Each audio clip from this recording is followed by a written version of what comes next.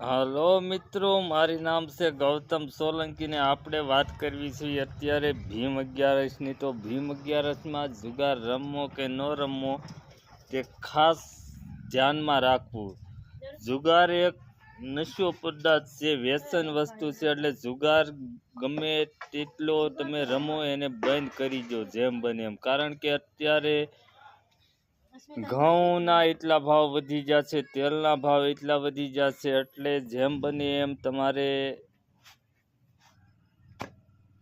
મનને શાંત રાખો અને ધ્યાનથી વિચારો। કારણ કે જુગાર રમવો તે બહુ આપણા માટે હાનિકારક છે। કારણ કે આપણા ઘરમાં 5-25 રૂપિયા હોય એટલે જુગારમાં વ્યા જાય। એટલે ભીમ 11ની ખાસ ધ્યાન રાખજો। 6થા મહિનામાં ભીમ 11 છે, એટલે જુગાર ન રમો એટલી મારી નમ્ર વિનંતી છે। અને મારી ચેનલને લાઈક કરો, શેર કરો અને સબસ્ક્રાઈબ કરી નાખો।